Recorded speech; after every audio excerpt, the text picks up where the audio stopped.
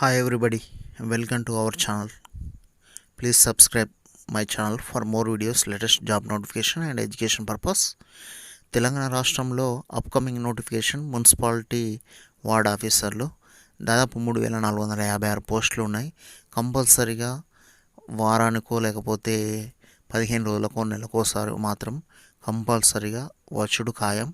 అందులో మీకు ఖచ్చితంగా ఈ నూతన రెవెన్యూ చట్టం నుంచి దాదాపు 2 లేదా 4 ప్రశ్నల దాకా ఉండే ఛాన్స్ అనేది ఎక్కువగా ఉంటుంది.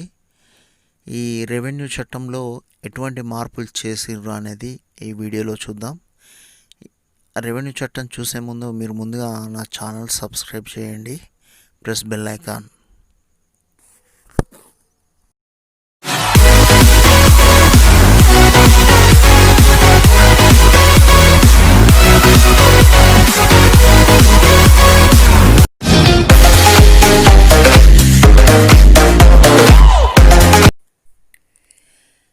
తెలంగాణ రాష్ట్రంలో నూతన రెవెన్యూ చట్టం న్యూ రెవెన్యూ యాక్ట్ 2020ని ఇటీవల కాలంలో అసెంబ్లీలో ఇంట్రడ్యూస్ చేయడం జరిగింది. తర్వాత శాసన మండలిలో కూడా ప్రవేశపెట్టారు. తర్వాత ఈ బిల్ అనేది అక్కడ ఆమోదం పొందింది. తర్వాత గవర్నర్ దగ్గరకు పంపించారు. గవర్నర్ సంతకం పెట్టి తర్వాత గెజెట్ నోటిఫికేషన్ రిలీజ్ అవుతుంది. అప్పటి నుంచి ఈ బిల్ అనేది అమల్లోకి వస్తుంది. ప్రజెంట్ ఇప్పుడు రిజిస్ట్రేషన్లు అన్నీ ఆగిపోయినాయి. ఎందుకు ఆగిపోయినాయి అంటే అంతకుముందు రిజిస్ట్రేషన్లు అయిపోయిన తర్వాత పాస్బుక్లు, పట్టేదారు బుక్ల కొరకు ఒక చోటు నుంచి మరొక చోటుకి తిరగవలసి వస్తుండే. తర్వాత మ్యూటేషన్ కూడా మున్సిపాలిటీకి ఇట్లా తిరగవలసి వస్తుండే. ఇప్పుడు అన్ని పనులు అనేటివి ఎక్కడ రిజిస్ట్రేషన్ అయిందో అక్కడనే జరిగేటట్టుగా ఏర్పాట్లు చేస్తున్నారు. దీనికి సంబంధించిన పూర్తి వివరాలు అనేటివి ఈ వీడియోలో చూద్దాం. All the information about agriculture and non-agricultural lands will be made available on Dharani portal or website.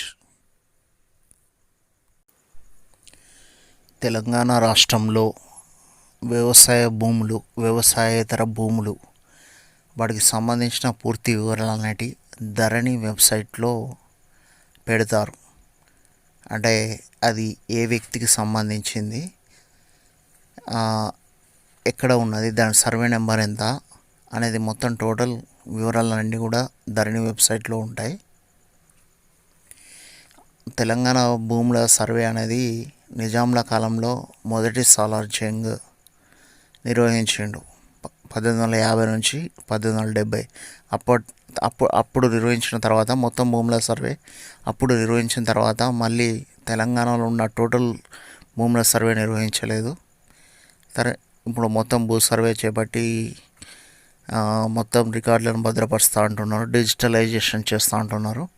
Present అయితే వ్యవసాయ భూములు, వ్యవసాయేతర భూములకు సంబంధించిన రికార్డ్స్, ఆ వ్యక్తులు, తర్వాత ఫ్యామిలీ రికార్డ్స్ అవన్నీ కూడా ఏంటంటే ధరణి వెబ్సైట్లో మెయింటెనెన్స్ చేస్తూ అంటున్నారు.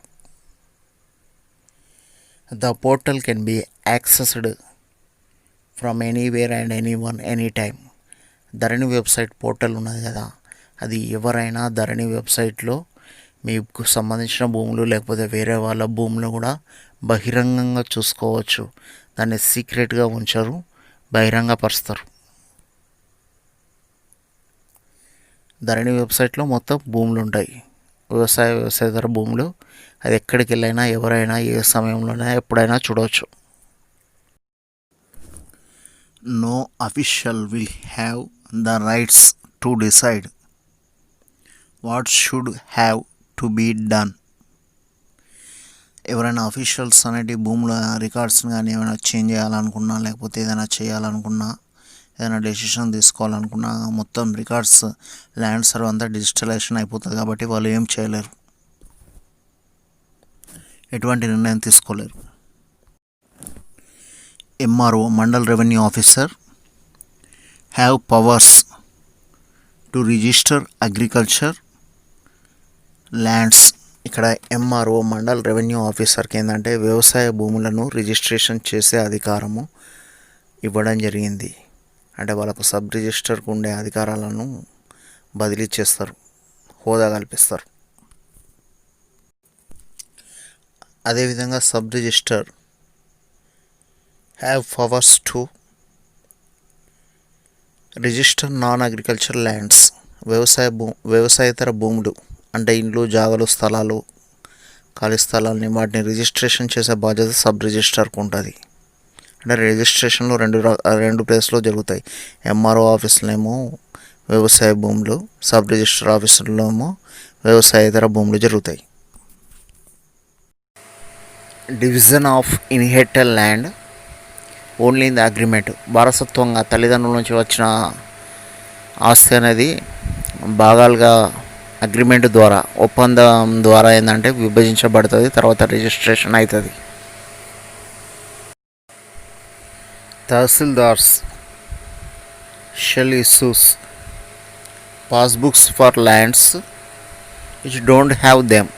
ఎవరికైనా పాస్బుక్ లేకపోతే దాన్ని ఇష్యూ చేసే అధికారం తహసీల్దార్కు ఉంటుంది. Criminal cases against tahsildars for violating rules. ఇక్కడ వ్యవసాయ భూములు రిజిస్ట్రేషన్ చేసేటప్పుడు తహసీల్దార్ ఏమన్నా తప్పు చేస్తే క్రిమినల్ కేసెస్ పెట్టవచ్చు.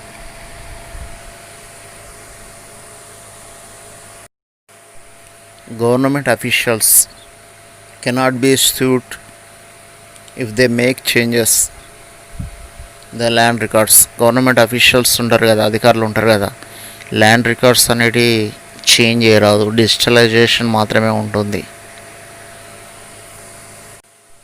అంటే అక్రమంగా భూములను బదిలీ చేయరాదు, ఒకళ్ళ భూమిని ఇంకోళ్ళకు రాసి ఇవ్వడం జరగదు అన్నట్టు.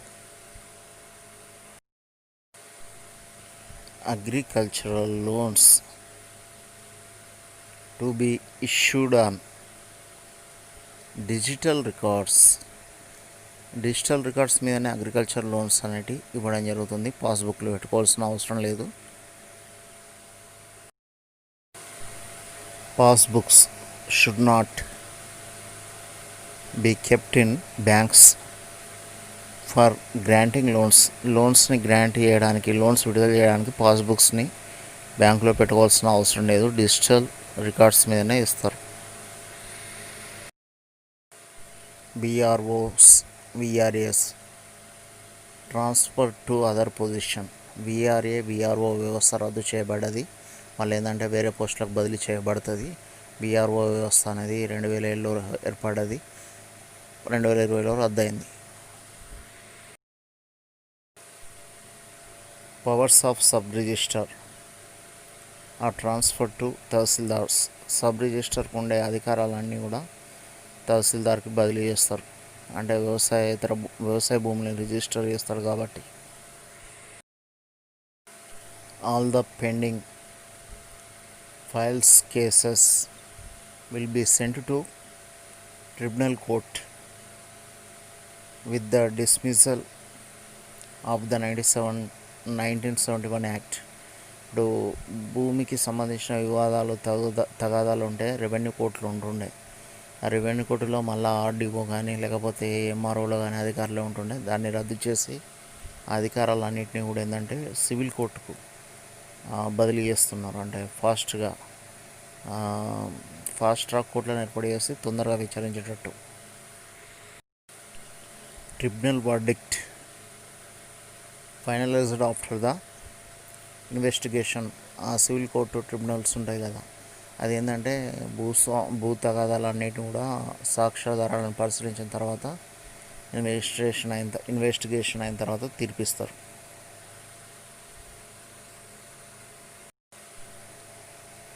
Slot book through government website for any kind of registration.